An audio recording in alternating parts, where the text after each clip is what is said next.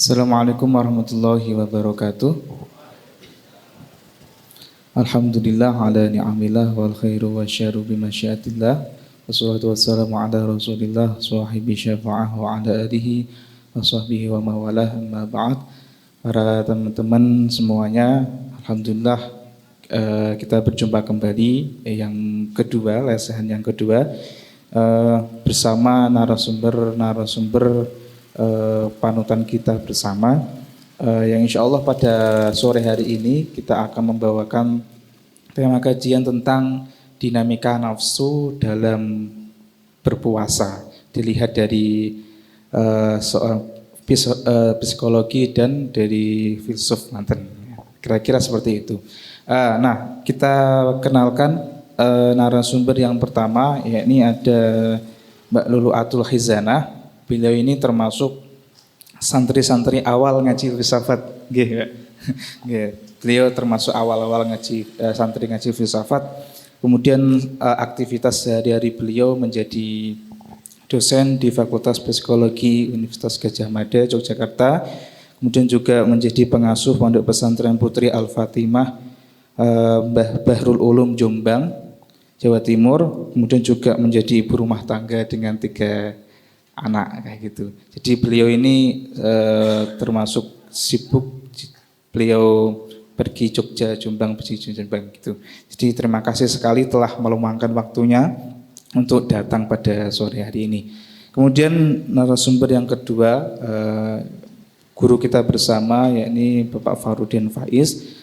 Mungkin tidak perlu kita kenalkan lebih jauh karena saya yakin teman-teman sudah kenal lebih jauh lagi kayak gitu ya. Karena seorang pencinta itu selayaknya tahu yang dicintai kayak gitu kan. Kira-kira gitu. Oke, pertama kita nanti akan membahas dinamika nafsu dilihat dari segi psikologi kayak gitu yang akan disampaikan oleh Mbak Lulu. Namun sebelumnya mari kita buka lesehan pada sore hari ini dengan pembacaan Al-Fatihah. Bagi teman-teman yang mungkin mempunyai kepercayaan yang lain bisa menyesuaikan. Ala hadiniyah wa ala kunyatin sholihah. Al-Fatihah.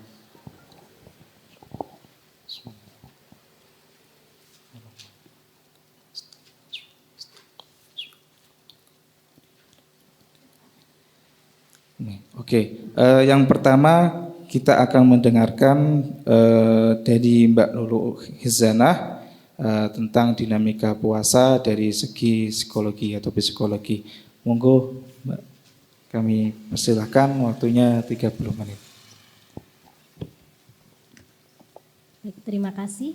Ya, Assalamualaikum warahmatullahi wabarakatuh.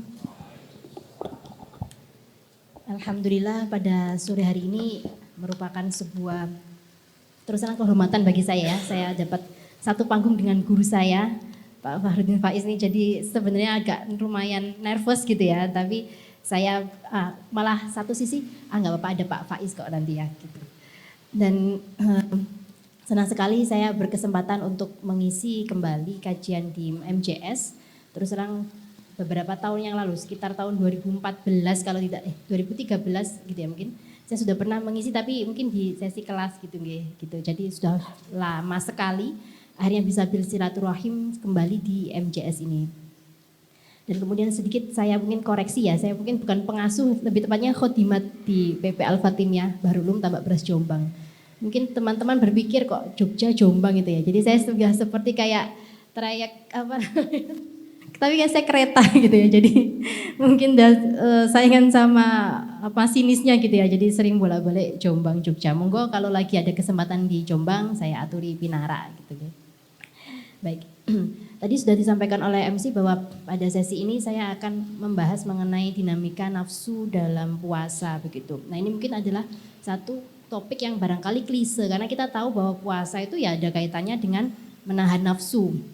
Itu secara sudah umum gitu ya. Tapi mungkin mari saya ingin mengajak teman-teman untuk berpikir yang lain begitu ya. Ada apa ini ya dengan puasa gitu ya. Untuk kok mengekang nafsu pada dasarnya seperti apa. Nah mungkin boleh saya mulai aja gitu saya sambil ngobrol mohon. Baik, saya kira kebanyakan dari kita ini sudah lebih lah ya, kecuali kalau mungkin mu'alaf ya, tapi kalau dari kecil berarti lebih dari 10 tahun menjalankan ibadah puasa, ya, sepuasa ya nutuk. Nah, pada dasarnya puasa itu kan mengekang hawa nafsu, itu adalah hal yang mafhum sekali gitu. Tapi yang menarik ini nafsu itu ternyata, nafsu pada dasarnya kan ada dua, nafsu yang sifatnya fisiologis dan psikologis. Nafsu yang fisiologis adalah ya berkaitan makan, minum, hubungan seksual, itu adalah fisiologis karena berkaitan dengan aspek fisik kita. Sedangkan nafsu yang psikologis itu apa? Nafsu yang psikologis ya nafsu yang berkaitan seperti misalnya kemarahan, ya kebencian gitu ya dan lain-lain begitu. Nah, puasa ini yang dikekang sebetulnya idealnya kan mengekang hawa nafsu mulai dari kita fajar sampai maghrib gitu. Nah, tapi pada dasarnya ini yang dikekang itu nafsu yang fisiologis. Artinya apa? Ketika kita misalnya waktu marah, waktu puasa, kemudian kita marah-marah, puasa kita batal enggak? Enggak ya, enggak batal gitu. Jadi ini menunjukkan bahwa selama ini yang kita latih adalah nafsu yang sifatnya fisiologis, bukan psikologis gitu. Tapi menurut rekan-rekan gitu ya, beda enggak antara orang yang puasa sambil marah-marah, tetap marah-marah, sama yang puasa tapi tidak marah-marah? Beda enggak? Beda. Nah ini berarti ketika kita berhasil masukkan, mengelola nafsu yang psikologis itu, kita bisa katakan itu berkaitan dengan kualitas puasa kita. Atau yang biasanya kita istilahkan sebagai tingkat pahala. Jadi di situ dasarnya adalah mengekang nafsu fisiologis, tapi kalau nafsu psikologis itu bisa, itu berarti kualitas puasa kita juga berbeda dibandingkan kalau hanya nafsu fisiologis.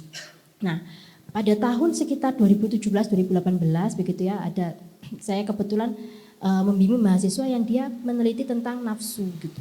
Nafsu, kita pakai pendekatan Foucauldian Discourse Analysis gitu ya, dari teksnya Imam Ghazali. Kok nggak jauh-jauh dari itu ya? Ya, tapi itu kita kemudian kerjakan secara metodologi yang tepat begitu. Nah, di situ kemudian ada 3 elemen nafsu yang penting. Nah, yang pertama apa? Yang pertama adalah akal. Nafsu ternyata juga berkaitan dengan akal. Kemudian yang kedua adalah yang dinamakan syahwat. Nah, kemudian yang ketiga adalah marah. Nah, marah ini masuk porsi sendiri gitu ya, marah gitu. Marah. Nah, 3 hal ini ternyata itu punya dinamikanya sendiri. Apa yang disebut syahwat? Syahwat itu sebenarnya dorongan yang sebenarnya kalau kita bisa kelola itu untuk memenuhi fungsionalitas badan kita. Artinya makan, minum itu kan juga karena yang sifatnya syahwat gitu ya. Kemudian hubungan seksual ya untuk meneruskan keturunan begitu. Nah, tapi kalau kita bayangkan ada sebuah kontinum gitu, maka syahwat ini sebenarnya diharapkan tidak sampai melewati garis limit atau ini, sehingga kalau sampai melewati limit itu kita namakan eksesif atau berlebihan. Nah, itu adalah syahwat. Begitu. Jadi ketika syahwat itu sifatnya menjadi eksesif atau berlebihan, maka itulah yang berbahaya. Kalau tidak ada syahwat, ya mungkin tidak ada manusia selanjutnya gitu ya, karena tidak ada syahwat. Gitu. Kemudian yang kedua adalah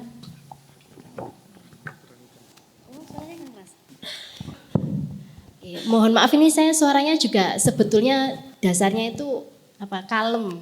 Kalau yang merasa kalem ya. Jadi mohon maaf kalau mungkin tidak begitu jelas tadi, tapi saya lanjutkan saja. Yang kedua adalah amarah, marah gitu ya. Nah, marah itu sebetulnya adalah satu kayak semacam bekal untuk kita melindungi diri dari ancaman. Ya. Marah itu juga enggak kemudian negatif banget enggak, tapi marah, tapi ya sekali lagi kalau itu tidak dikelola dengan baik maka itu menjadi tidak terkontrol. Nah, siapa yang mengontrol syahwat sama marah ini? Ini adalah akal. Akal ini punya fungsi eksekutif untuk mengkontrol, kemudian mengelola ya fungsi intelektual di situ. Nah, ketika kemudian akal tidak berdaya menghadapi itu, itulah yang namanya kita kehilangan kendali. Gitu, itulah yang namanya berarti dinamakan kalah karo nafsu nih ya, mungkin seperti itu. Walaupun akal sendiri adalah elemen dari nafsu kalau dari hasil kajian itu.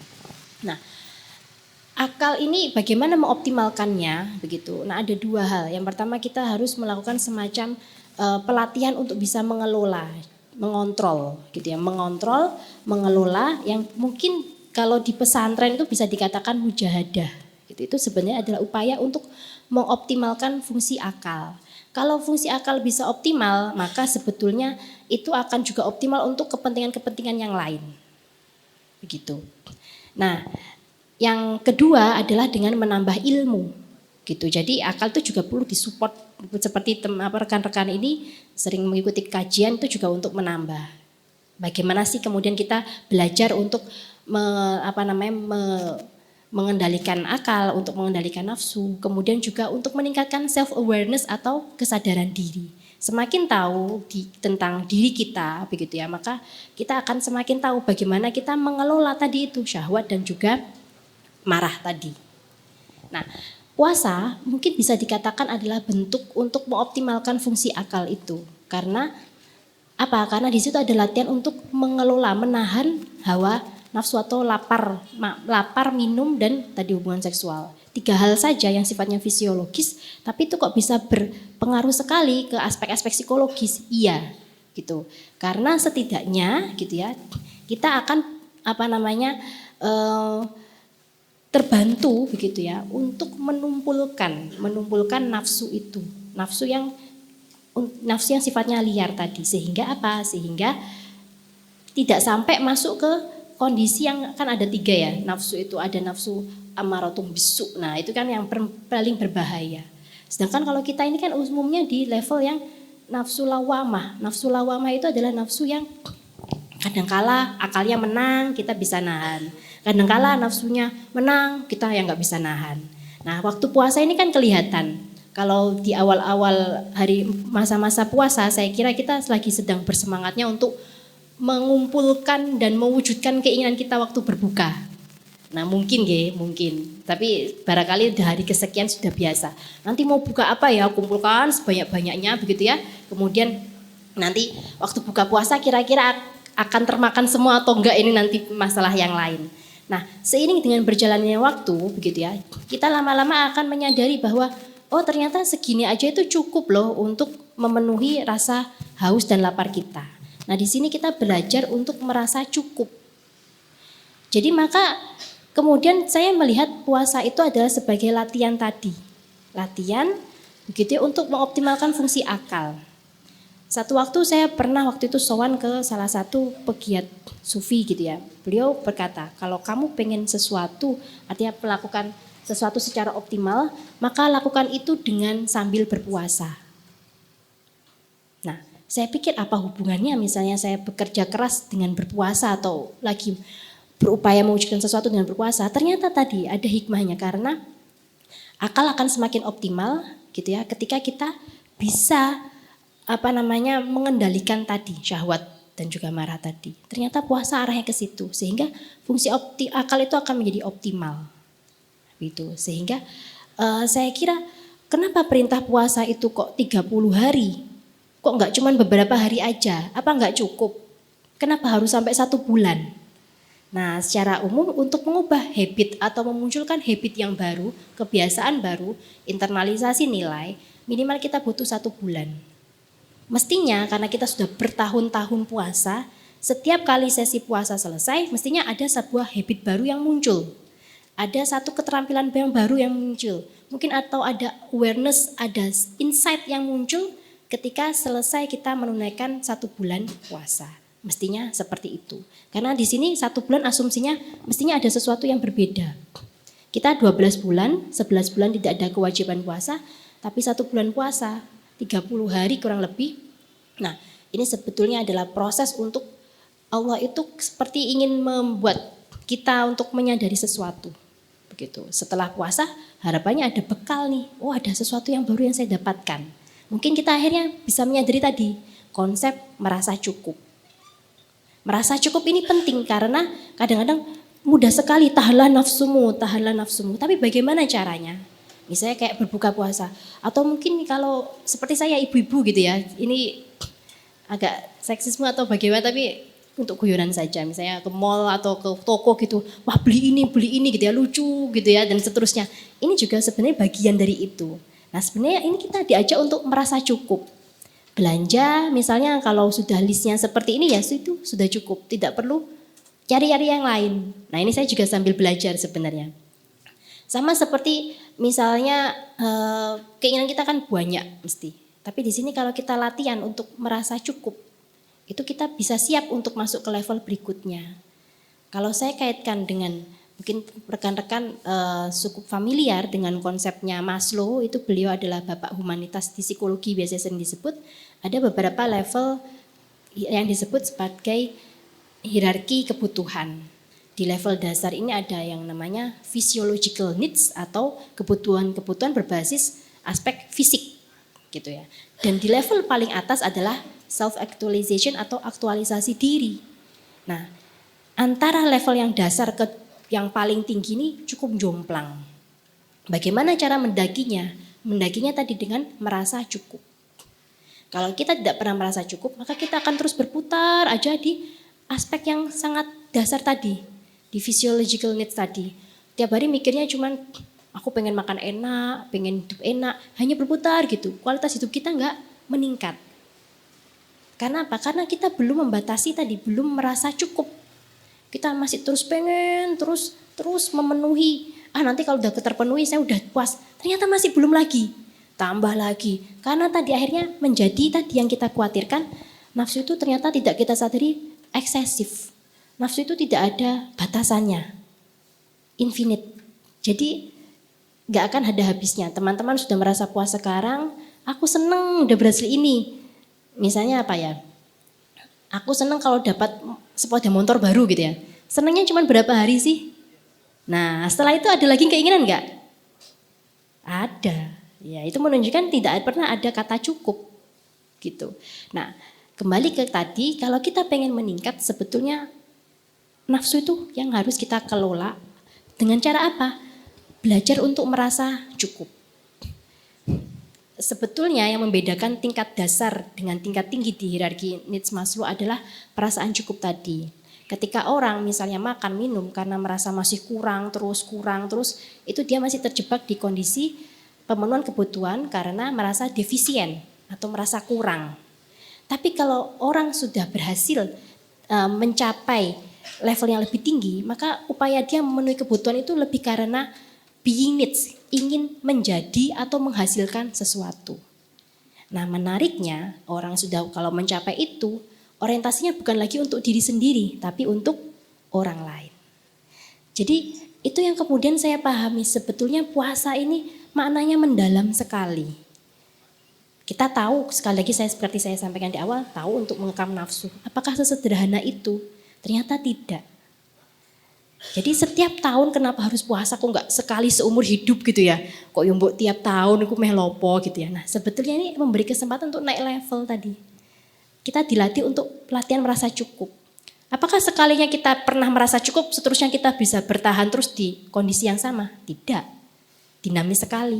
Hari ini merasa cukup, besoknya tergoda lagi yang lain. Mungkin saya merasa cukup kalau berkaitan dengan makan. Makan saya nggak neko-neko. Tapi kalau baju, wah misalnya seperti itu. Ini ada. Jadi ada tantangan baru. Nah ini latihan sebetulnya. Latihan yang Allah kasih gitu ya. Dan melalui puasa.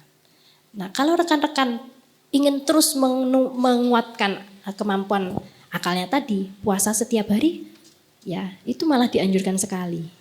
Gitu. Sehingga saya pernah kebetulan di antara keluarga besar saya itu ada yang ahli puasa tiap hari puasa kecuali tasyrek gitu ya, nggak puasa. Terus saya tanya bagaimana rasanya? Lah rasanya ku kayak apa ya menahan lapar sampai seharian begitu? Enggak, karena apa mindsetnya diganti menjadi cuman mindah jam makan. Nah biasanya pagi sama siang sore sekarang waktu sahur sama buka. Jadi cuman pindah jam makan aja. Gitu.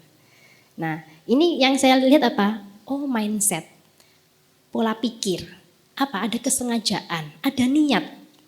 Nah ada yang mengatakan bahwa kalau orang puasa itu malah cenderungnya marah-marah loh karena lapar. Atau ada ini, laparkanlah tikus-tikus gitu ya biar mereka ngamuk, kan pernah dengar ya? Atau kita bisa mencurigai bahwa biasanya di balik orang-orang lapar ini tersimpan satu kondisi frustrasi yang bisa mengarah pada agresivitas. Nah, Akhirnya kemudian ketemu lagi bahwa puasa itu bukan di menahan, bukan tidak makan, tidak minumnya, tapi kesengajaannya, ada niatnya. Kalau tidak kita niatkan untuk puasa, maka kita akan merasa menjadi korban. Korban dilaparkan, dimiskinkan. Nah ini kan merasa jadi korban. Tapi kalau kita niatkan, misalnya memang saya niatkan untuk puasa, rasanya beda. Dan secara ajaib dan menariknya adalah kondisi fisik kita mendukung. Artinya apa? Kenapa kalau kita telat makan bisa mah, tapi kalau kita puasa kita kalau saya ada mah, tapi kalau puasa kok nggak merasa mah.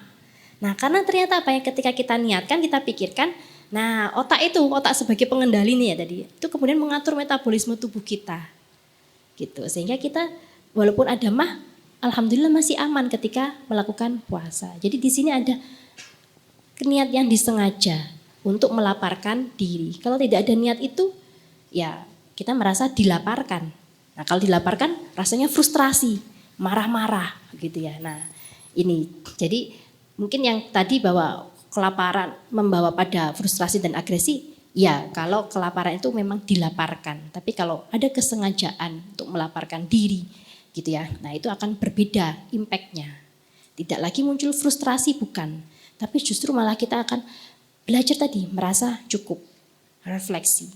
Silakan nanti dicoba ini, hari pertama menu bukanya apa, hari kedua apa gitu ya. Lama-lama mestinya akan sudah santai, buka puasa lah seadanya, dapat minum ya minum, makan apa gitu. Tidak perlu mengumpulkan, kalau zaman saya kecil dulu kan mengumpulkan kue-kue dikumpulkan jadi satu, nanti waktu buka itu sampai lupa makan, lupa nggak dimakan gitu ya. Tapi kalau kesini harusnya, oh iya ternyata puasa ya, sebetulnya yang kita butuhkan apa toh dalam hidup itu.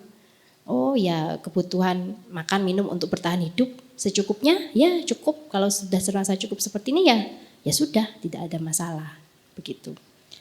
Gitu. Jadi kira-kira semacam itu. Nah, bagaimana kemudian kalau kita tidak bisa mengendalikan nafsu tadi, begitu artinya kita kalah walaupun dalam kondisi puasa. Nah, tanya lagi, kita niatnya ini sudah beneran apa belum?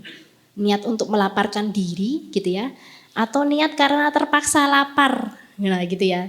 Kalau terpaksa lapar ya nggak enak rasanya, gitu ya. Ibaratnya kita kayak nggak puasa gitu ya, terus kemudian puasanya telat kita jadi nggak nyaman. Tapi kalau kita niatkan puasa, kita nggak makan pas siang hari, rasanya tidak apa-apa, gitu. Nah, pernah juga saya sempat membuktikan ada kalau di psikologi itu teori emosi tentang kemarahan. Jadi ada dua pendapat, marah gitu ya, ketika dilampiaskan itu mestinya akan membantu orang kembali ke kondisi netral, seimbang. Tapi ada pendapat lain, justru ketika marah itu dilampiaskan, misalnya kayak ngerobek-ngerobek kertas, ngeremes-ngeremes gitu ya, dan seterusnya. Itu bukannya meredakan tapi malah meningkatkan rasa marah. Nah, mana kira-kira dari dua pendapat ini yang benar? Menurut teman-teman? Satu atau dua? Satu, dilampiaskan. Dilampiaskan biar lega, kemudian gak marah. Tapi kebetulan waktu itu ada sekelompok mahasiswa mau PKM ya, untuk PIMNAS gitu, meneliti itu. Istilahnya apa? Coping marah, anger coping therapy. Jadi mengatasi marah. Kita kepikiran hadisnya Nabi. Kalau kamu marah maka duduk kalau lagi berdiri ya. Kalau nggak bisa berbah. Kalau nggak kemudian wudhu. Nah ini sebenarnya kan yang ditawarkan di konsep ini adalah bukan melampiaskan tapi malah meredakan, meredam tadi ya. Menetralisir tadi. Jadi menenangkan. Kita buktikan, akhirnya kita pakai eksperimen. Nah eksperimen membuktikan gitu ya. Di eksperimen kita ternyata yang berhasil meredakan marahnya adalah ketika malah tidak diluapkan. Gitu. Jadi kita kasih stimulasi ke partisipan yang bikin marah.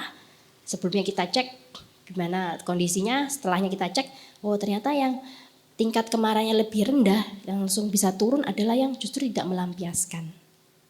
Gitu. Nah ini kemudian membantu lagi, berarti benar ya kalau puasa itu nggak boleh marah-marah. Karena apa? Ketika dilampiaskan itu, marah itu bukannya tambah reda, yang ada malah puanas hati, gitu. Mungkin teman-teman berpikir tak teriak aja, wah gitu ya, teriak itu biar lega. Itu hanya sesaat. Ternyata kadang-kadang ketika kita ingat kita bisa lebih marah lagi. Yang benar bagaimana? Maka bayangkan marah itu seperti api. Kalau kita kipas-kipas, apinya semakin besar apa semakin kecil? Besar. Yang ada adalah kita redam. Pakai kain atau pakai handuk basah atau pakai air. Biar reda. Karena apa? Karena marah itu ibarat api yang kadang-kadang orang kan menyepelekan marah. Alah cuman marah. Saya itu orangnya pemarah loh. Dan dia merasa baik-baik saja. Padahal itu sebenarnya adalah suatu tanda alarm kalau orang sampai merasa marah adalah bagian dari kepribadiannya. Karena apa? Marah itu nggak sekedar marah itu bahkan bisa mengikis aspek-aspek spiritualitas kita. Marah itu seperti akhirnya membuat kita dalam kondisi tadi terjebak pada nafsu yang ada 3 state ya. Di ini nafsu ammarotum bisu, kemudian nafsu lawamah, dan yang paling baik itu adalah nafsu mutmainnah. Kita akan semakin jauh dari nafsu mutmainnah tadi, gitu ya. Saya yakin orang yang terus memendam dendam itu nggak ada tenangnya, karena dia dikuasai oleh nafsu marah tadi, marah terus itu, nggak ada selesainya. Membalas dendam, apakah menyelesaikan? Ternyata tidak, gitu. Dendam dibalas akan memunculkan dendam lain. Berputar. Nah yang ada lah, ya, harus dipotong lingkaran setannya. Jadi sebenarnya akhirnya nafsu adalah bahasan yang umum di keseharian kita. Tapi barangkali kita belum banyak mengetahui tentang nafsu itu sendiri pada diri kita. Nah puasa ini mengajak kita untuk menyelami. Kita mulai introspeksi diri, awareness, self-aware, memunculkan self-awareness kita, mengetahui gitu ya. Tadi itu saya buka puasa pakai ini. Akhirnya yang saya makan ini. Berarti tadi saya ngumpulkan ini, oh itu nafsu, syahwat. Ya, pengen ini, pengen itu. Besoknya lagi coba lagi. Oke, tak batasi. Nah, ini latihan. Kita sambil latihan. Jadi bukan hanya waktu siangnya tidak makan, tidak minum, tapi waktu berbukanya coba kita cek gitu ya.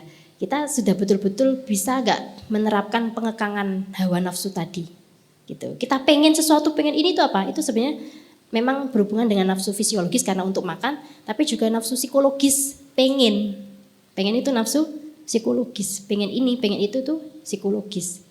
Yang kalau berlebihan bisa sampai impulsif buying. Nah ini lagi ngetren kan impulsif buying itu ya. Karena nafsu pengen ini, pengen itu belanja kok orang bisa impulsif ya, karena tadi nafsu psikologisnya lah yang bermain di situ. Bukan lagi untuk mengenyangkan tapi memuaskan. Pokoknya udah kebeli, aku udah lega. Beli baju ini lega walaupun nggak terpakai-pakai. Tapi udah lega karena dapat. Nah ini namanya nafsu psikologis. Maka mungkin ini bareng-bareng saya juga mengajak diri saya sendiri gitu ya, dan teman-teman, ayo yuk kita lebih introspeksi gitu ya untuk mengetahui kondisi kita ini seperti apa. Ya, dinamika nafsu dalam diri kita seperti apa. Mumpung puasa. Karena apa? Karena puasa sudah terbantu kita lemahkan unsur nafsu fisiologisnya tadi, makan, minum, hubungan seksual itu, sehingga mestinya otak kita itu lebih tajam.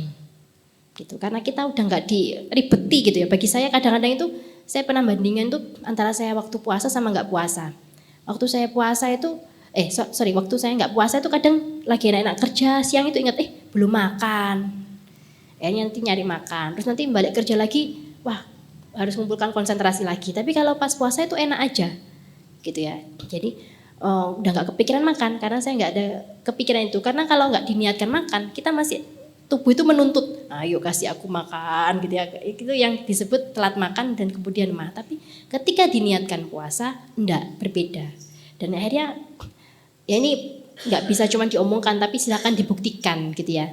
Kira-kira teman-teman bandingkan produktivitasnya antara pas puasa sama nggak puasa. Ketika melakukan sesuatu, ya maksudnya tidak tidurnya gitu ya. Saya kira tidur seharian puasa itu juga tambah lemes kok ya. Ngantuk tambah gak enak gitu, tapi artinya waktu melakukan sesuatu mestinya ada bedanya begitu. Baik, mungkin itu kurang lebih dari saya.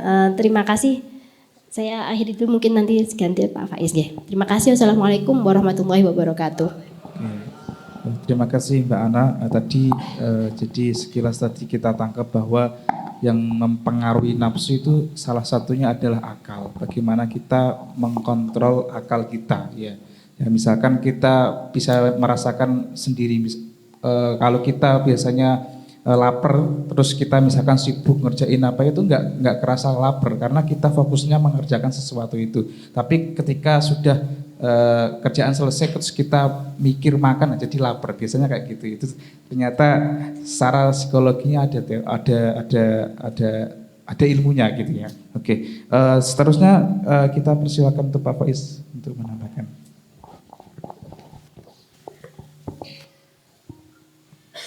Bismillah.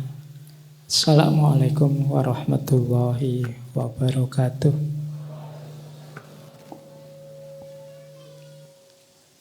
Bismillahirrahmanirrahim. Alhamdulillahirabbil alamin. Wa bihi nasta'inu ala umurid dunya waddin. Allahumma shalli wa sallim wa barik ala habibina wa syafi'ina Sayyidina wa maulana Muhammadin wa ala alihi wa ashabihi wa man tabi'ahum bi ihsanin ila yaumiddin. Amma ba'du, yang saya hormati, saya banggakan, saya cintai kok ndak enak. Ibu Ana, ini sudah lama sekali sekarang ketemu kembali. Kelihatannya tambah sukses, tambah hebat. Ini membanggakan kita semua. Bisa ditiru oleh teman-teman. Beliau ini tekun, serius. Dulu nulis skripsi saja, itu beliau kuliahnya di UGM. Nulis skripsi saja dibela-belain masuk di kelas saya. Hanya ingin paham teori tentang hermeneutik. Itu saya tidak nyamin teman-teman hari ini ada yang mau capek-capek begitu. Ada bukunya saja tidak mau baca. Ya, kalau beliau serius apa-apa dan akhirnya memang jadi. Baik, sore ini saya nambah saja yang disampaikan Bu Ana tadi sudah luar biasa isinya. Saya nambah pinggirnya saja. Jadi tengahnya sudah, jadi kalau isinya tidak ada wadahnya kan nanti eman-eman. Biar tidak kececeran kemana-mana, saya nambah wadahnya saja. Tadi diawali dari Imam Ghazali, saya beri wadah juga Imam Ghazali. Seperti apa sih kondisi jiwa kita yang berhubungan dengan nafsu tadi, yang harus kita kekang sepanjang bulan puasa ini. Jadi bismillah ya kita belajar, meskipun pertemuannya singkat tetap harus belajar. Biar tidak dianggap ini menghabiskan waktu nunggu buka puasa. Jangan ngelirik ke sana terus, ke sini pokoknya biar belajar.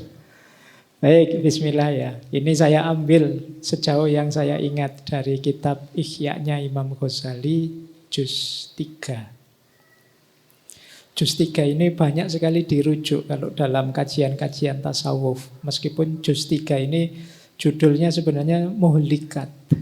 Muhlikat itu hal-hal yang menghancurkan. Nah, antara lain yang banyak dibahas oleh Imam Ghazali ini tentang nafsu tadi. Jadi begini, diri kita ini secara umum komponennya 3. Jadi kita sebagai manusia itu 3 dimensi. Yang pertama namanya jasad, yang kedua namanya hayat, yang ketiga yang paling dalam namanya ruh. Jadi kita ini lapis 3. Paling luar namanya jasad, yang di dalam namanya hayat, inti terdalam namanya ruh. Hayat ini komponennya 3. Ini nanti yang kita kendalikan. Yang pertama kolbu, yang kedua akal, yang ketiga nafas. Jadi nafsu tadi. Jadi ini pelajarannya Imam Ghazali. Yang paling luar yang jasad, insya Allah teman-teman ngerti lah, sudah tahu mengelolanya. Termasuk di antara pengelolaan jasadiyah adalah puasa. Meskipun tujuannya demi ruhaniyah, sisi hayat kita. Dan perjalanan finalnya adalah sampai pada ruh. Ruh ini yang paling dalam. Kalau bahasanya Al-Quran kan Allah itu nanti wa nafakha fihi min ruhi, meniupkan ruhnya dalam diri kita. Jadi sisi paling dalam itu unsur ruhaniyah ilahiyah. Makanya kan ada hadisnya itu man arafa nafsahu faqad arafa robbahu. Semakin kenal diri kita, ya kalau tambah dalam, akhirnya ketemu sisi ilahiyah. Mulai mengenali unsur-unsur ketuhanan dan itu adalah berarti mulai mengenal Tuhan. Baik, cuma ini tidak saya bahas ya. Kalau saya bahas sekarang kamu tambah puyeng. Sore-sore lapar-lapar bahas filsafat jeru-jeru, stres kamu nanti. Tidak jadi sabar puasa tadi ya. Oke, kita bahas yang tengah saja. Itu pun beberapa saja. Jadi ada akal, daya berpikir. Ada nafas. Nafas ini sebenarnya daya menggerakkan. Nafsu itu kan kenapa sih kok tidak dimatikan saja? Loh kalau tidak ada nafsu, tidak ada daya dorong, daya gerak dalam diri kita tidak maju. Tidak ada keinginan, tidak ada cita-cita, tidak ada hasrat. Itu bagian dari nafas. Dunia ini bisa mandek. Kalau ada orang, Pak, saya tidak usah makan saja, saya tidak usah minum, saya tidak usah kawin, saya tidak usah mikir dunia, yuk habis. Di situ gunanya nafas. Makanya bukan dimatikan, tapi dikendalikan. Dan yang kunci sebenarnya yang ketiga, yaitu kalbu kita. Yang ini kalau menurut Imam Ghazali sebenarnya kunci dari semuanya ada di kalbu. Kolab pakai kof ya, jangan pakai kaf. Kalau pakai kaf itu Mas Yasir itu dan kawan-kawan. Iya, gennya Kalbun Salim itu. Kolbun ya, bukan kalbun. Kolab itu rajanya. Kalau bahasanya Imam Ghazali. Kemudian nafsu, hasrat, hawa nafsu, syahwat dan lain sebagainya itu pasukannya. Sementara akal itu panglima perangnya, think tanknya. Nah ini mekanisme dalam diri kita, tiga ini. Jadi kalbu ini rajanya. Kecenderungannya kalbu kemana, disitulah nafas bergerak, disitulah akal akan mencari jalan. Jadi dengan kecerdasannya tentu saja. Jadi kalau sampean seneng yang jahat-jahat, ya nafsumu akan terdorong ke sana dan akal akan bekerja mencari justifikasi terhadap kejahatanmu. Kalau sampean senengnya yang baik-baik, ya nafsumu akan terkendali, tergerak ke situ dan akal juga mendukung dalam kebaikan. Itulah mengapa kadang-kadang ada orang ini jahat sekali, tapi kalau diwawancara kok iso wae jawabnya. Pinter mengelaknya. Itu karena akal bekerja, dia panglima perang yang baik. Tergantung nanti hatinya condong kemana. Jadi sudah jelas-jelas salah, sudah jelas-jelas terbukti, itu masih pinter alasan, masih bisa mengelak. Itu kayak mahasiswa yang sudah jelas-jelas ketahuan nyontek, masih alasan ini birrul walidain kok, Pak. Demi berbakti pada orang tua, biarlah saya hancur masuk, disiksa orang, dihina orang karena nyontek, asal orang tua bahagia. Itulah alasanmu, itu akal, pinter gitu-gitu itu, akal. Nah, jadi pertama ini ya nanti wadahnya. Kemudian situasinya. Nah, sebelum ke situasi, unsurnya. Daya gerak yang namanya nafas tadi. Itu kalau kita pilih gerakannya, hayat kita itu ada 3 kalau kata Imam Ghazali. Ada gerak bahimah, ada gerak model sabuiyah, ada gerak model natiko. Bahimah itu artinya binatang ternak, sabuiyah itu artinya binatang buas, natiko itu artinya manusia yang cerdas, yang berpikir. Perilaku nafsu kita itu ada yang model binatang ternak, bahimah. Model binatang ternak itu nyari enaknya saja, nyari nyamannya saja. Yang di kepalanya isinya makan, minum, seks, pokoknya sejenis-jenis itu. Pikirannya ke situ-situ terus. Itu namanya orang kecenderungan nafsu, gaya gerak nafsunya gaya bahimah. Seperti binatang ternak. Binatang ternak itu kan begitu. Dia makan, minum, kawin, berketurunan, santai. Pokoknya ingin terjamin terus begitu. Jadi kalau yang hanya mikir uang, mikir harta, mikir makan, mikir aku nanti makan apa, besok anakku makan apa, dan seterusnya. Ini saja. Bukan, tidak boleh ya, tapi ini saja yang dipikir, yang jadi orientasi hidup. Itu namanya berarti nafsu kita, nafsu bahimah. Seperti binatang ternak. Ini harus kita kendalikan. Nah, terkendalinya nafsu ini, kata Imam Ghazali, namanya iffah. Iffah itu artinya kehormatan diri. Jadi ya mudahnya begini loh, orang itu kalau ndak hanya makan, ndak hanya mikir tentang makan, tentang minum, tentang seks, ya orang ini terhormat di masyarakat. Ndak mikir uang saja, ndak mikir. Orang menghargai dia, itu namanya iffah.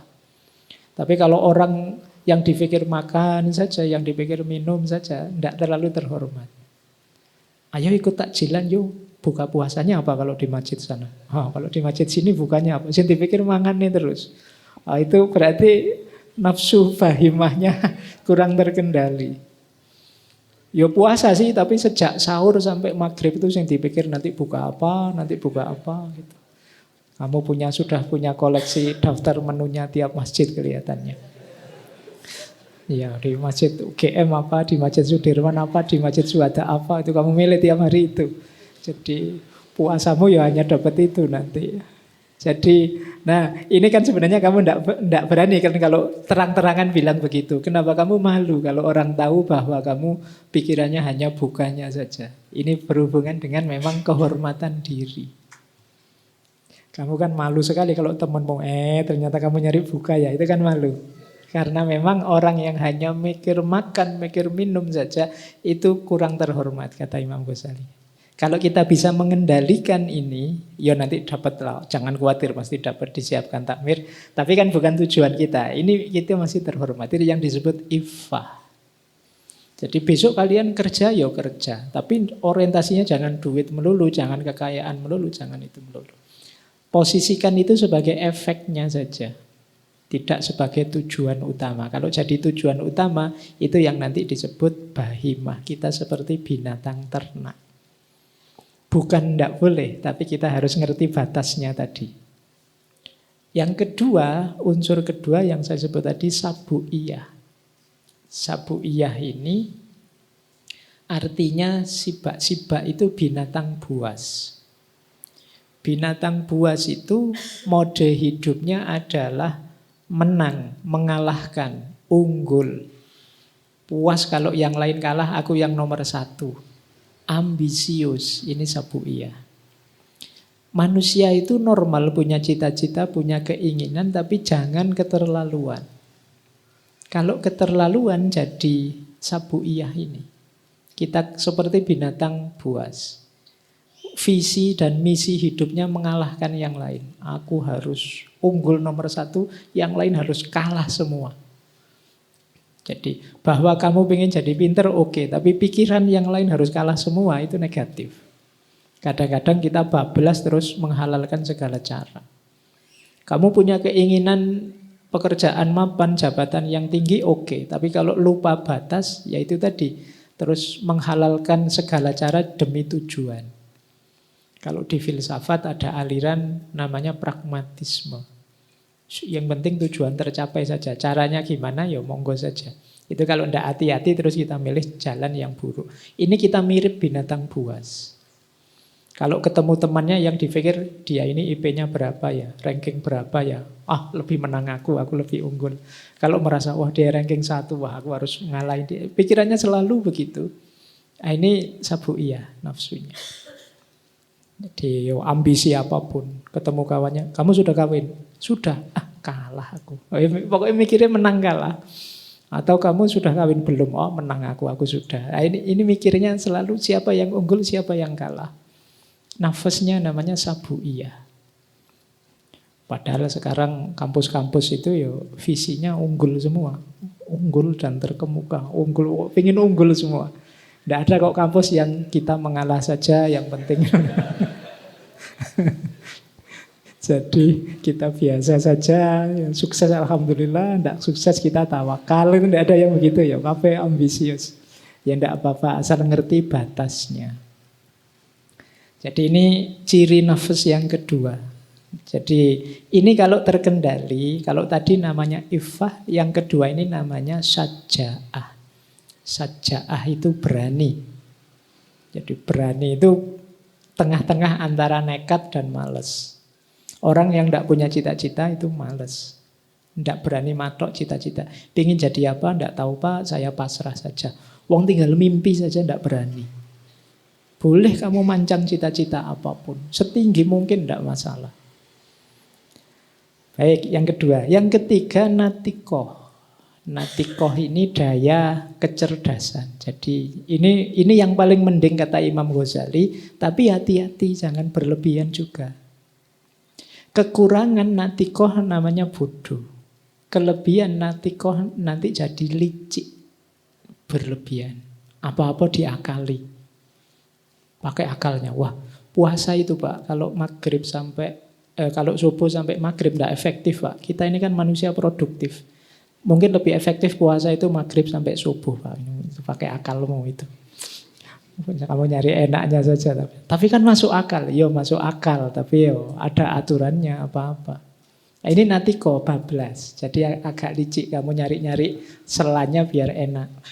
Biar seneng. Wah, saya itu banyak dosanya Pak. Dosa saya sebagian besar saya lakukan di rumah. Kalau gitu depan rumah tak kasih patung aja Pak. Kan malaikat tidak masuk rumah kalau ada patungnya. Jadi aman saya. Di dalam mau ngapain aja malaikatnya tidak tahu. Oke, itu pikiran. Bukan sering gitu main trik. Saya kan korupsinya 1 juta. Nah, yang 100.000 saya sodakohkan deh. Nah, ini kan nanti lipat gandanya 700 kali. Wow, sodakohnya sudah berlipat-lipat itu. Jadi ya kalau saya 900.000-nya saya makan, aman lah itu. Masih surplus saya dapat banyak. Nah, ini natikoh yang licik kalau berlebihan. Orang cerdas itu bagus, tapi bablas jadi licik. Nyari enaknya sendiri. Demi bahimah atau demi sabu'iyah, kadang-kadang kan orang kan di level natikohnya terus bablas, jadi licik. Nah, ini juga harus kita puasai. Natikoh yang tengah-tengah, yang pas namanya hikmah. Jadi hikmah itu ilmu yang pas, yang cocok, yang manfaat, yang sesuai untuk hidup kita. Tidak sekedar ilmu untuk ilmu yang kadang-kadang kita pakai untuk yang buruk-buruk. Tapi ilmu yang sudah menjelma jadi hikmah, yang dia sangat bermanfaat. Itu yang sering kita terjemahkan jadi kebijaksanaan.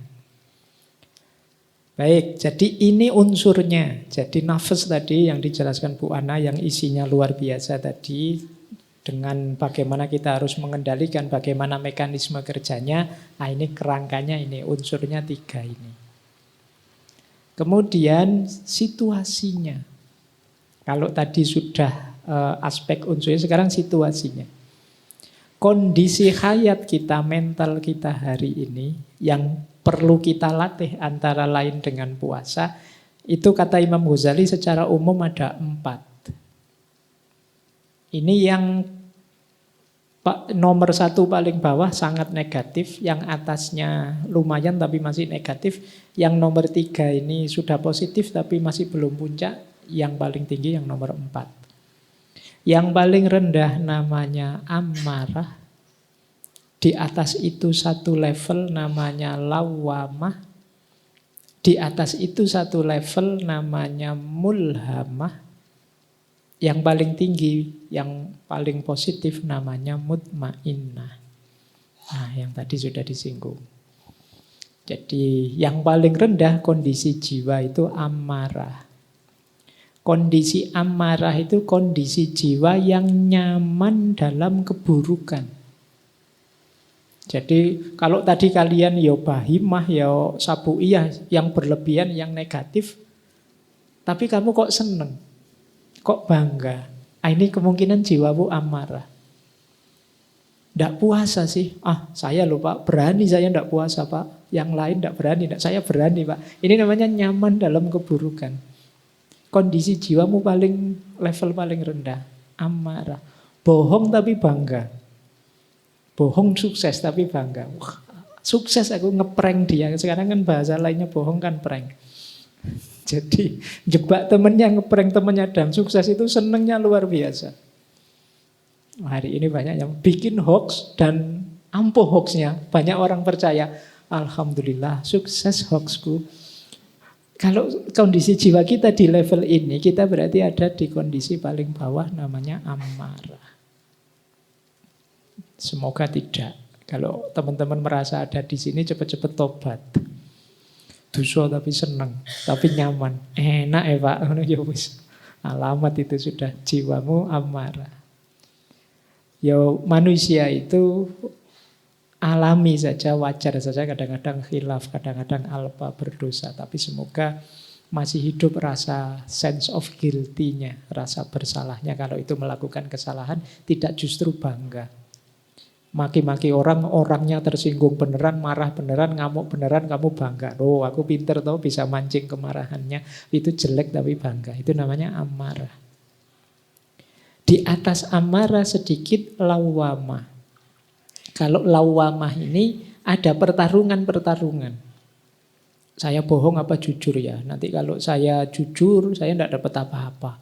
Tapi kalau bohong kok rasanya dosa ya? Ini pertarungan dalam dirimu. Di lawamah bertarung jiwamu, tapi yang menang adalah yang buruk.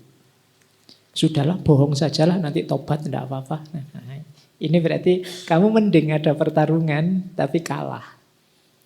Dibandingkan amarah tadi, lawamah lebih bagus. Tapi ya masih kurang bagus, wong kalah, kamu milih yang buruk.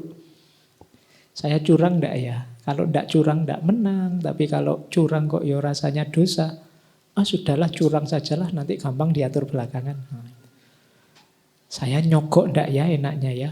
Yang lain podo nyogok kabeh. Nanti kalau saya tidak nyogok nanti kalah saya. Nyogok aja lah, tidak apa-apa, nanti gampang lah urusan sama Allah, tinggal tobat aja kok. Anak pikiranmu gitu. Kamu mending sih daripada amarah, tapi masih buruk, masih negatif. Kamu masih lawamah. Kondisi yang kedua. Puasa ndak ya, puasa ndak ya. Ndak usahlah puasa, nanti gampang lah. Kan puasa bisa dibayar, ndak harus Ramadan kan, luar Ramadan bisa dibayar. Nekat sajalah ndak apa. Ini lawamah. Cirinya orang lawamah, kata Imam Ghazali, biasanya di belakang dia menyesal. Ngapain ya kok tadi aku. Nah ini lawamah. Karena kalau amarah tadi setelah dosa bangga. Setelah salah bangga. Yang ketiga, kebalikannya lawamah namanya mulhamah. Terjadi pertarungan-pertarungan tapi terus menang kita. Yang dipilih yang baik, yang positif. Alhamdulillah. Curang enggak ya, curang enggak ya, enggak usah wis, enggak apa-apa. Kalah juga nasib sajalah. Nah ini kamu menang, mulhamah. Istilahnya mulhamah karena dari akar kata alhama yulhimu ilhaman. Orang yang pilihannya pas cocok pada kebenaran itu dibahasakan orang yang dapat ilham. Dapat cahaya dari Allah. Kalian harus bersyukur. Saya kemarin hampir saja curang Pak. Alhamdulillah tidak jadi curang. Bersyukurlah. Nah ini kondisi jiwa ketiga. Saya puasa tadi Pak. Hampir saja batal. Dikirimi temen link itu Pak. Saya tahu itu link gitu-gitu mesti. Hampir tak buka. Tapi tidak jadilah. Kalau lawamah. Sudah tak buka Pak, bener Pak isinya begitu, nyesel saya Pak. Nah itu kamu mulhamah. Kalau amarah tadi, tak buka Pak, asik Pak memang bagus isinya. Kamu amarah itu berarti. Jadi itu bedanya 3 nafas tadi ya. Nah kalau yang paling puncak, yang paling tenang itu mutmainnah. Kalau mutmainnah ini sudah tidak tergoyang. Ada godaan apapun tetap milih yang baik. Karena nyamannya dia, bahagianya dia kalau melakukan kebaikan. Jadi orang di level nafas yang paling puncak ini orangnya biasanya tenang, tidak mudah tergoda, mantap.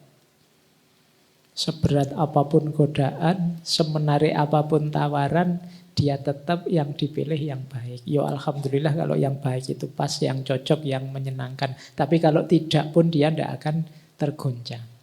Ini namanya mutmainnah, dan semoga teman-teman bisa mencapai ini. Karena rute mutmainnah inilah nanti yang segera kita sampai pada Allah.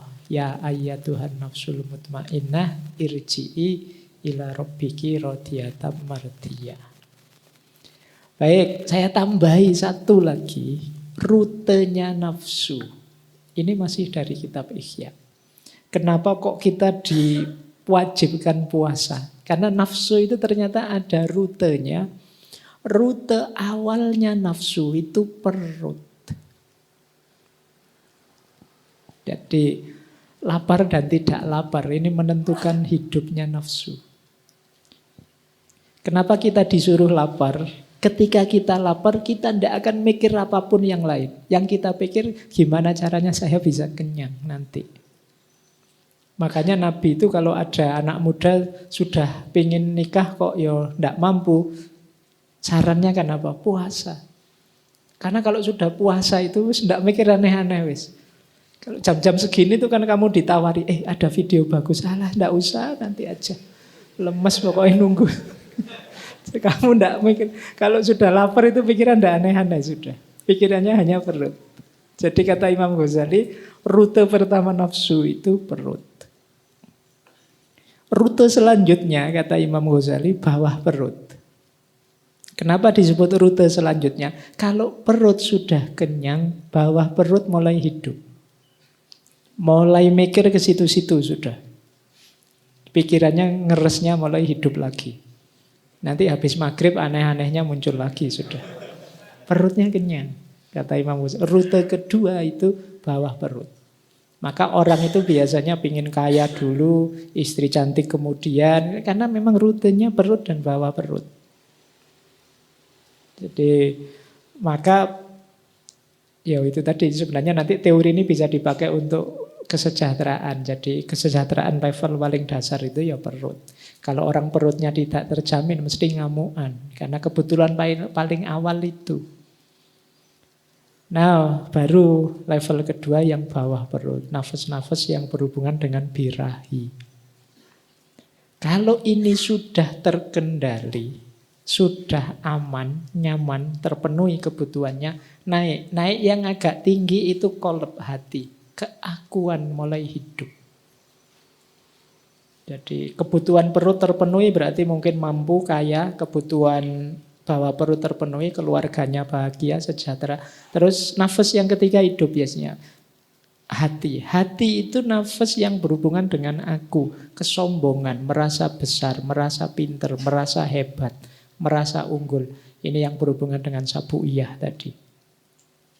Jadi hatinya mulai menyala, mulai dorongan ke arah yang negatif. Jadi nafsu level 3 itu berhubungan dengan hati, kesombongan, merasa hebat.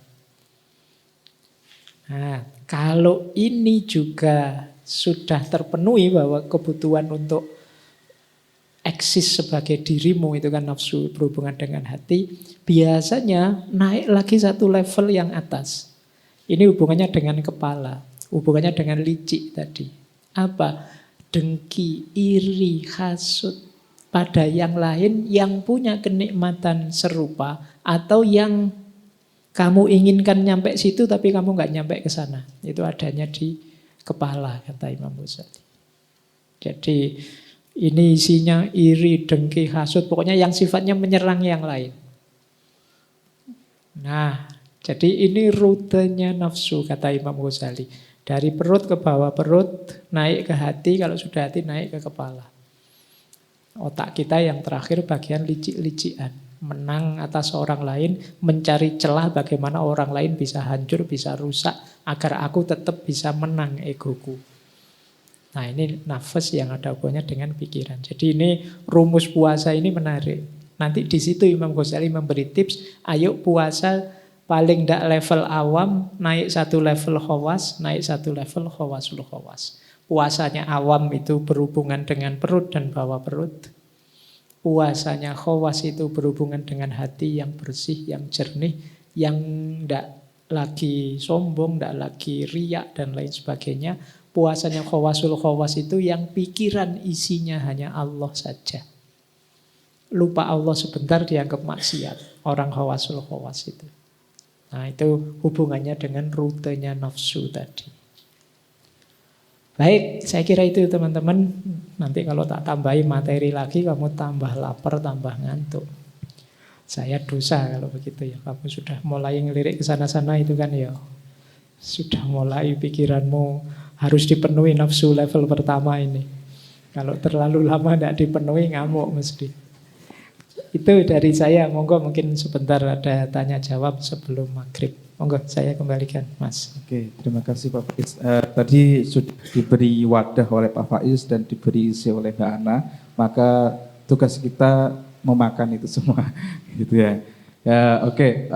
Teman-teman mungkin ada yang mau ditanyakan? Ada yang mau bertanya? Oke. Assalamualaikum warahmatullahi wabarakatuh. Terima kasih untuk paparan materinya dari Ibu Ustazah dan Pak Ustadz. Saya beruntung sekali bisa hadir bersama adik-adik di sini karena saya ini datang dari Jakarta, Ustadz. Kebetulan tadi sholat subuh ngelihat, wah ada Ustadz Faiz, Fahrudin Faiz, kayaknya saya sering dengar di YouTube gitu ya.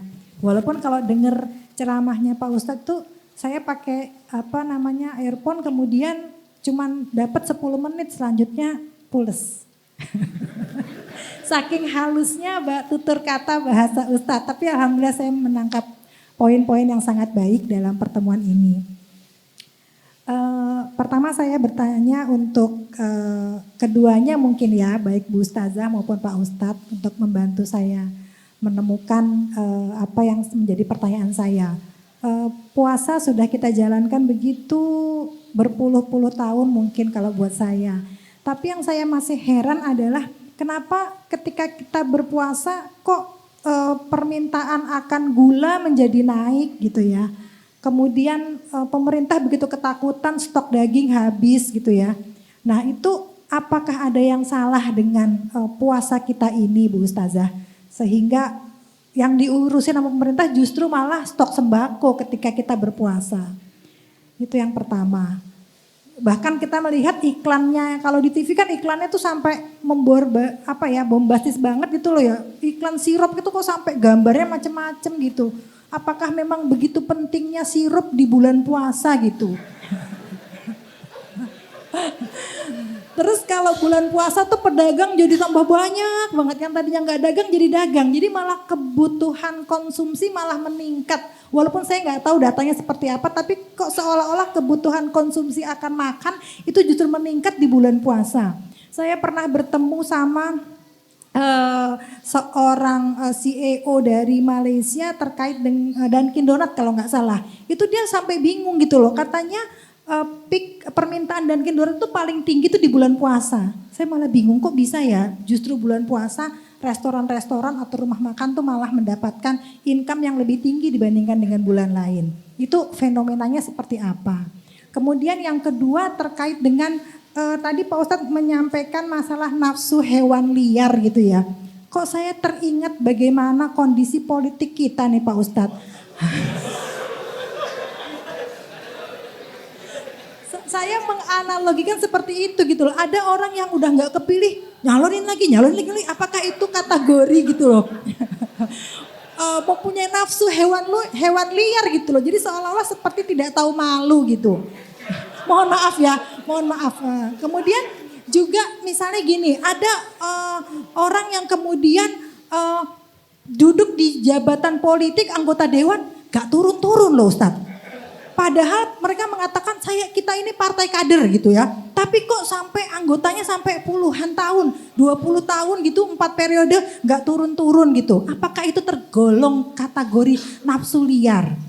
Barngono abis dia dapat 2 periode jadi pejabat publik, jadi gubernur, habis itu istrinya.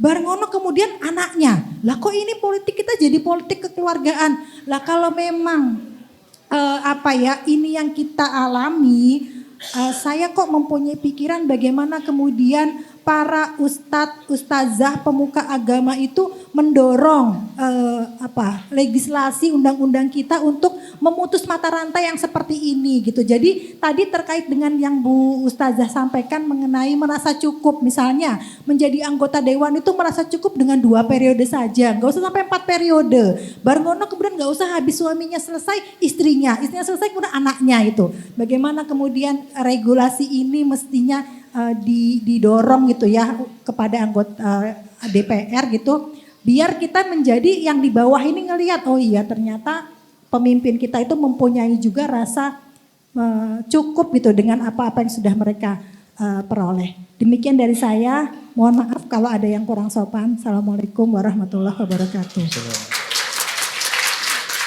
Mungkin bisa ditanggapi terlebih dahulu Mbak Ana atau Pak Faiz terlebih dahulu, monggo. Ya, terima kasih, pertanyaannya menarik ya, gitu ya. Jadi waktu bulan puasa itu sepertinya ini ya dari marketing itu pintar sekali gitu ya. Ini karena tadi kita akan dikosongkan perutnya tadi ya itu. Jadi kemudian akhirnya muncul aku harus segera memenuhi kekurangan ini gitu ya. Akhirnya mengarah tadi yang dikhawatirkan adalah semacam impulsif buying. Ini kayaknya yang ditangkap oleh marketing tadi itu ya. Wah ini kesempatan ini, orang itu akan mudah sekali untuk diajak impulsif. Karena dia masih di level merasa dilaparkan gitu ya. Jadi tidak karena menyengaja saya memang harus menahan nafsu untuk makan dan minum. Saya kira ini untuk menjawab kok bagaimana seperti itu ya.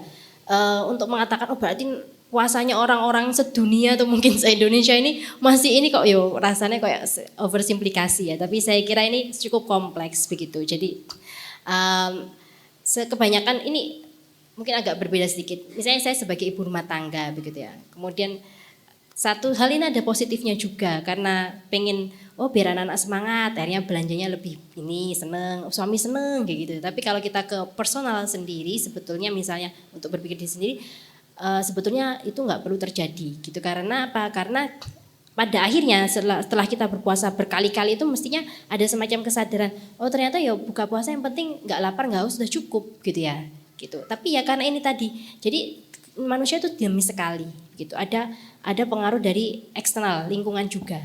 Untuk lingkungan misalnya saya sebagai ibu rumah tangga, saya merasa sih kadang-kadang saya masak bukan untuk saya sendiri, tapi ya saya cukup merasa ini, tapi nyeneng ke orang gitu. Jadi ini memang mungkin pertanyaan cukup kompleks untuk dijawab, tidak hanya berkaitan dengan nafsu gitu. Karena kalau di oversimplifikasi, nafsunya ini masih dekat nafsu tadi ya binatang ternak itu kok kenemenen gitu ya. Tapi saya kira ini jawaban untuk case ini cukup kompleks juga begitu.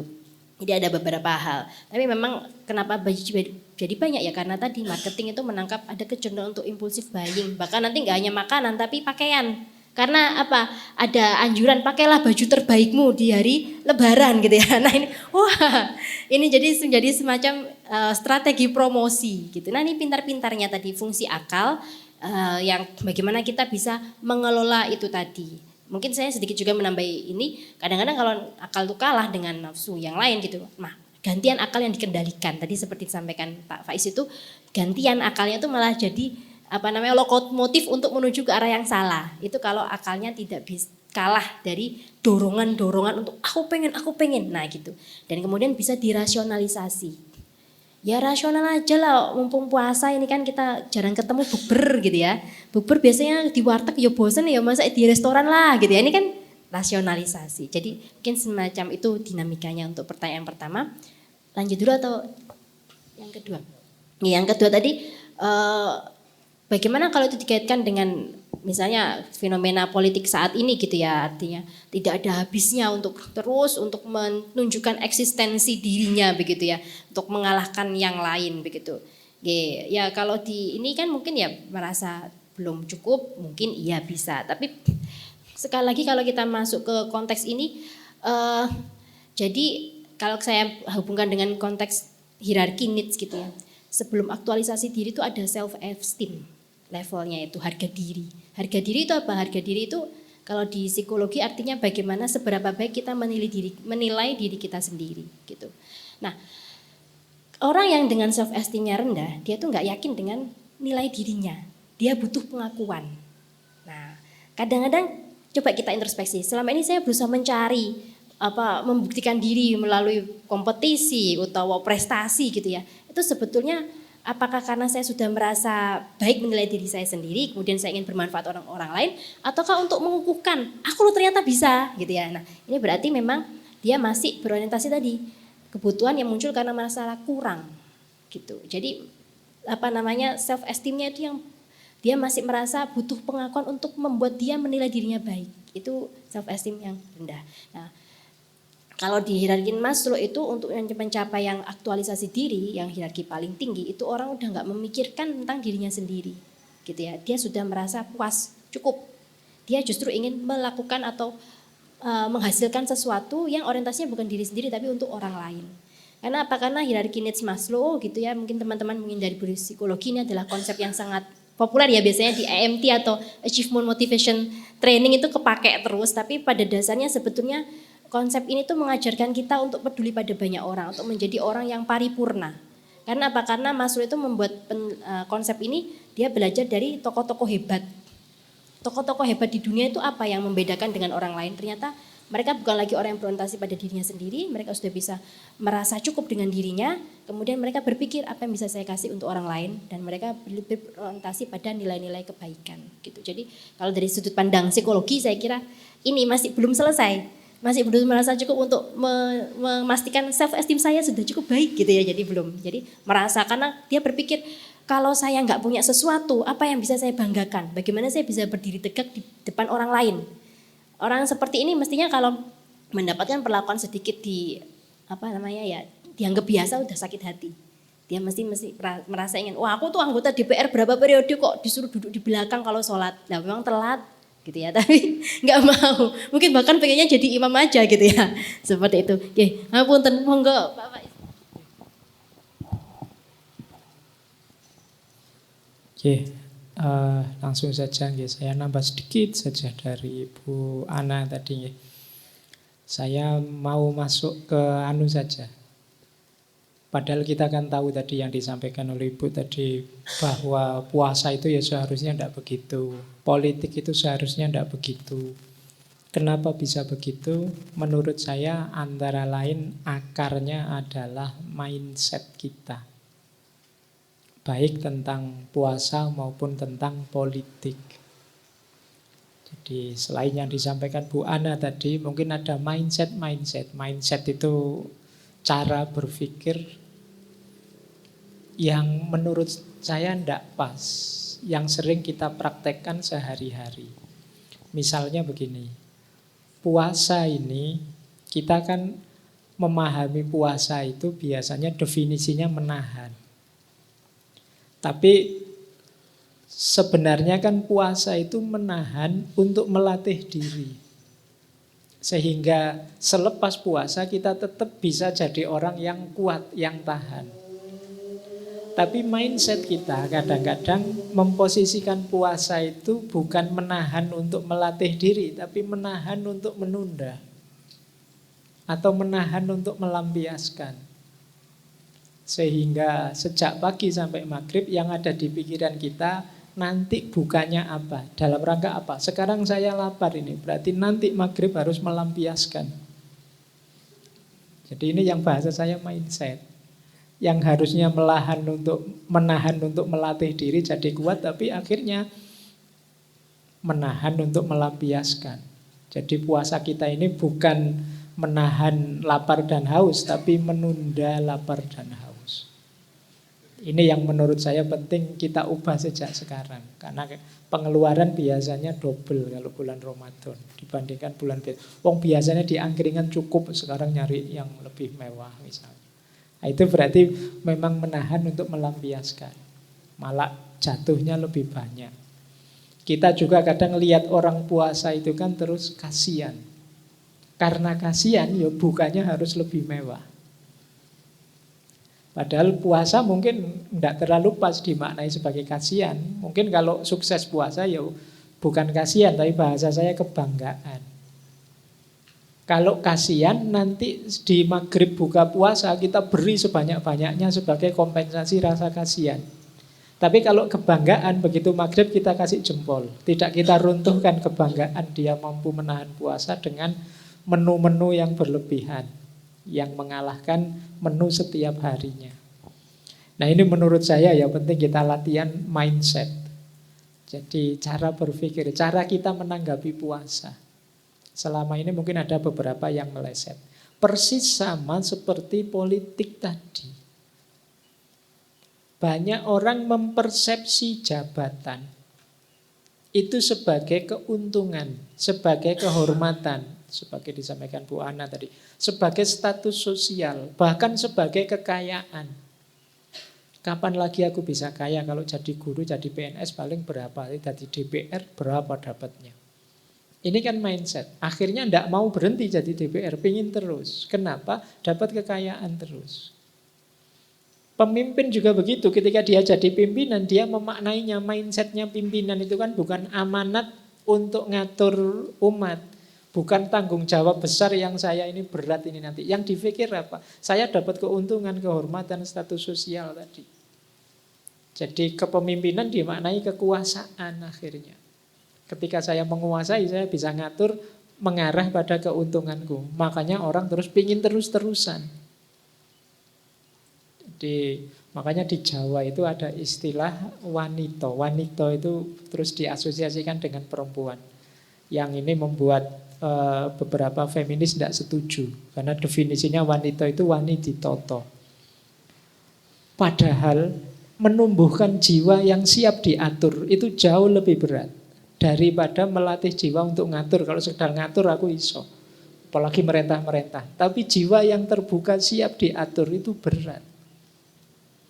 Nah, orang kenapa lebih milih jadi pimpinan saja? Karena di pimpinan saya kuasa dan saya yang ngatur, lainnya harus ikut saya saja. Kesenangan ini yang membuat orang tidak ingin berhenti. Sebagaimana makan yang membuat orang tidak ingin berhenti, kekuasaan juga membuat orang tidak ingin berhenti. Kekuasaan dimaknai lebih sebagai nikmat. Kalau ulama-ulama zaman dulu beberapa khalifah itu ya kekuasaan itu bukan nikmat tapi amanat. Jadi begitu dideklarasi bahwa sampean lolos jadi khalifah, nangis. Siapa? Umar bin Abdul Aziz. Dia pulang ke rumah nangis sampai istrinya bingung. Dia saat itu juga ceramah di depan umat. Wahai orang-orang, sampean salah milih saya. Coba pilihan lagi, jangan saya. Itu Umar bin Abdul Aziz. Karena dia tahu jabatan kepemimpinan itu amanat yang sangat berat. Tapi hari ini banyak mindset kita di antara kita memaknai jabatan itu nikmat. Sehingga begitu jelas, wah jadi saya. Terus sujud syukur.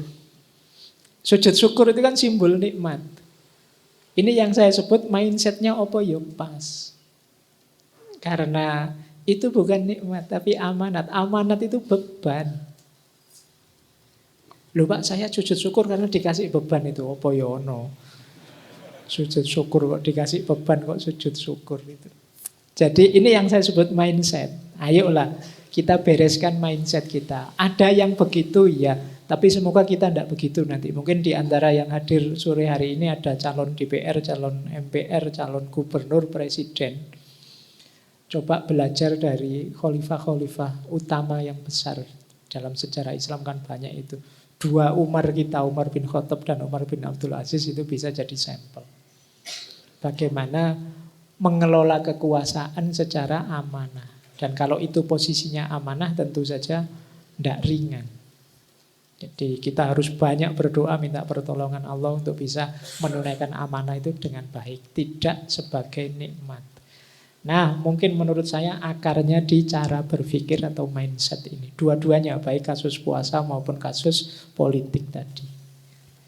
Berarti apa? Saatnya mengubah mindset. Oke, saya kira itu Mas. Oke, terima kasih Pak sama Mbak Ana. Oke, mungkin satu pertanyaan lagi secara singkat dan Pak. Mungkin Mas ini di depan.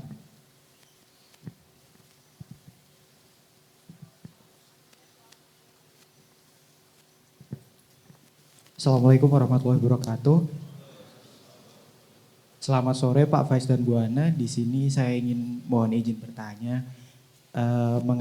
Mungkin tidak bertanya sih, tapi meminta tips tentang mengelola kemarahan ya terutama dan mengendalikan emosi.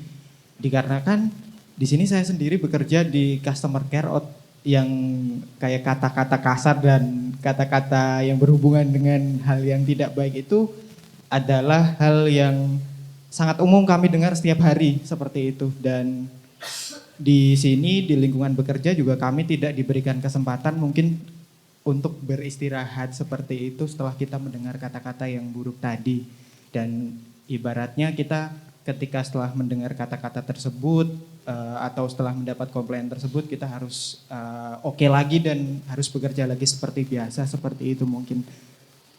Untuk di bulan puasa seperti ini, seperti yang Ibu Ana sampaikan tadi, mungkin memang komplain tidak sebanyak ketika hari-hari biasa dan kita secara lebih mudah dalam menangani hal-hal tersebut gitu. Dan ketika pas kondisi tidak berpuasa, itu kayak ada aja gitu komplain, kata-kata yang jelek yang kita dengar setiap hari. Mungkin dari saya ingin meminta tips dari Pak Faiz ataupun Bu Ana mengenai hal tersebut. Terima kasih. Monggo bisa beri tips karena mintanya tips. Terima kasih pertanyaannya. Baik, saya salut sekali ya sebagai kalau melihat kerjaannya customer service nggih, bagian customer service officer itu luar biasa karena jelas pelanggan itu yang ngomongnya sembarangan ya, udah emosi dulu, udah marah duluan gitu ya, walaupun kadang belum tentu salahnya ini penyedia jasa begitu. Nah, yang saya syukuri kalau jenengan masih di sini dan masih bisa ketawa terus gitu ya dan kemudian bertahan tuh alhamdulillah bisa mengatasi potensi burnout yang mungkin terjadi. Jadi kondisi seperti itu sangat rentan sekali untuk mengarah pada burnout. Keletihan mental dan fisik itu salah satu hal yang belakangan ini tuh kita coba banyak yang menggali begitu ya, karena ada kondisi. Tapi Anda di sini Anda berarti luar biasa, Anda sudah bisa mengelola itu tadi sumber stresnya, kemudian ini dibawa ketawa aja, dibawa senyum aja gitu. Nah, saya ingin meminjam tadi istilah Pak Faiz tadi mindset gitu ya. Nah, mindsetnya gitu ya, mungkin barangkali Anda main mindset juga ketika menghadapi customer seperti itu. Nah, lihatlah dia sebagai orang yang tidak tahu gitu ya. Lihat, jadi Anda yang tahu, dia tidak tahu begitu. Ini seperti hanya kita kayak ngadepin anak kecil gitu ya. Anak kecil kalau nggak tahu ya kita kasih tahu dengan pelan-pelan. Nggak mungkin kita akan bentak. Bukan melihat dia sebagai seorang penyerang. Nah, ini kalau kita melihat orang sebagai agresor atau wah ini pasti mau nyerang saya, mesti kita akan punya reaksi yang ini yang sama-sama garang gitu ya, sana garang gini garang gitu, jadi malah mengerikan gitu. Tapi kalau kita tadi melihatnya oh ini dia tidak tahu, dia butuh bantuan, maka itu mungkin akan sedikit melonggarkan perasaan kita sehingga gak ikut emosi. Tapi kalau kita melihat itu, wah anjene customer itu semuanya itu memang gregetke lah, ini kan sudah memberikan mindset ke kita nyantol, terus habis itu wah berarti kalau ada yang komplain tuh berarti untuk memberikan kerjaan, memberikan beban untuk kita gitu. Tapi kalau kita ubah, insya Allah itu akan lebih membuat kita lebih nyaman gitu ya gitu. Dan saya salutnya tuh mesti kan customer service selalu sabar ya nadanya tuh. Ya gini senyum gitu ya. Malah kadang kapan-kapan saya mau belajar gimana ya untuk bertahan senyum dan terus menjawab dengan baik gitu ya. Gitu. Jadi mungkin barangkali itu yang bisa kalau tips ya tadi itu. Saya tapi mengapresiasi Anda bisa di sini dan kemudian artinya gini, kalau orang terjebak burnout itu bahkan untuk melakukan aktivitas lain itu dia udah males. Tapi Anda di sini di kajian ini berarti Anda sukses mengatasi sumber-sumber stres tersebut. Matur suwun. Baik, saya tambah sedikit saja. Tadi sudah dari Ibu Ana karena memang kuncinya diri kita sendiri. Sampean sudah sukses itu. Saya tidak jamin saya kalau di posisi sampean sesabar itu. Karena tidak gampang-gampang begitu. Ya kalau sesuai hadisnya Nabi tadi yang disampaikan Bu Ana, kalau merasa sedang marah, kalau sedang berdiri duduklah, kalau sedang duduk berbaringlah, kalau sedang berbaring kalau tidak ya wudulah, sholatlah dan lain sebagainya. Pokoknya intinya mundur sebentar. Jadi mungkin sambil nelpon kok pas duduk ya berbaring. Bosmu ngamuk-ngamuk itu ngapain kerja sambil berbaring ini? Marah saya Pak. Ya kamu atur strategi sendiri untuk pendinginan ya. Ada rumus begini sering saya sampaikan juga ke teman-teman. Buruknya orang lain, jeleknya orang lain jangan sampai menjadi pemicu buruknya kita juga. Orang lain ngamuk-ngamuk tidak tahu diri, jangan sampai kita juga sebaliknya begitu. Itu berarti kita terpicu, terpancing. Orang lain maki-maki tidak kuat saya, Pak. Maki-makiannya saya, maki-maki juga. Itu berarti kita terpancing. Orang lain yang buruk, sebenarnya itu urusan dia. Tapi begitu kita ikut buruk, dia sukses membuat kita jadi orang buruk. Itu boleh diingat-ingat. Wah, ini orang ini gimana sih? Ya sudahlah, senyumin saja. Jadi saya kira dari saya itu. Cuma saya tutup dengan cerita. Saya pernah ada satu pengalaman persis sama menjelang buka puasa seperti ini. Tapi ya saya tidak tahu itu menanggapinya harus marah atau harus senyum. Ini sebelum 10 tahun ini, jadi sebelum ada ngaji filsafat, saya masih dosen-dosen baru itu. Satu ketika saya diundang kajian takjilan seperti ini menjelang buka puasa. Kok ya saya itu tepat waktu. Undangan jam 4, saya datang jam 4. Kalau kalian kan diumumkan 4:30 kan ke sini jam 5:30. Kalau saya on time, tepat waktu. Masjidnya masih sepi, tidak ada siapa-siapa. Ya tak tunggu sambil nongkrong depan masjid, wong tidak ada siapa-siapa. Tiba-tiba hadir seorang takmir, beres-beres, terus noto tiker, dan saya dimarahi. Mas, kok duduk-duduk aja, mbok kita dibantu noto-noto tiker ini loh. Ini mau ada pengajian, sampean malah duduk-duduk aja. Dibantu dong. Ya wis. Iya saya. Akhirnya ya aku ngalah. Yuk tak bantu yuk biar cepat selesai. Jadi ustadznya ngewangi noto kloso itu tadi. Nah, jadi itu kalau saya marah kan malah jadi tidak karu-karuan. Saya narasumbernya loh, dia langsung pucet kan. Ya wis ayo tak bantu noto kloso. Itu kan momen. Jadi dia seperti Bu Ana tadi, dia tidak tahu kok kalau tak marahi malah blunder. Dia tidak tahu apa-apa, dia nanti bisa jadi sangat bersalah. Jadi disenyumin saja, dinikmati saja. Coba dibaca momen marahnya orang itu sebagai yang lucu. Kayak kamu punya adik balita terus minta aneh-aneh sampai nangis, sampai gulung-gulung itu kan dia nangis-nangis gulung-gulung kan enggak terus kita ikut-ikutan nangis gulung-gulung. Kita ketawa saja lihat dia begitu. Karena kita ngerti dia enggak tahu. Jadi aslinya hanya kita yang tahu. Yeah. Baik, saya kira itu dari saya karena tadi terakhir ya. Monggo. Oke, terima kasih. Mungkin ini pertanyaan terakhir ya karena memang keterbatasan waktu. Kita nanti bertemu di hari esok. Kita bertemu juga pada Pak Faiz dan Mbak Maria Fauzi. Oke, terima kasih kepada Mbak Ana sama Mbak Faiz yang telah memberikan banyak ilmu sore hari ini. Banyak bekal yang bisa kita aplikasikan untuk menambah puasa kita lebih sempurna seperti itu. Oke. Beri tepuk tangan untuk Mbak Ana sama Pak Faiz. Oke, terima kasih kami sampaikan kepada sponsorship kegiatan Ramadan 1444 Hijriah Memayu Hayuning Poso Masjid Sudirman. Yang pertama Warung 99 Joyo. Yang kedua CWK Cipta Wahana Karya, yang ketiga Telem Guest House, yang keempat Amarta Group. Terima kasih juga kami sampaikan kepada semua pihak yang telah berdonasi untuk kegiatan ngabuburit di masjid spesial 10 tahun ngaji filsafat, baik santri ngaji yang offline maupun yang online, baik dari dalam negeri maupun luar negeri. Terima kasih juga kami sampaikan kepada rekan-rekan penerbit yang ikut meramaikan bazar buku selama gelaran ngabuburit di masjid.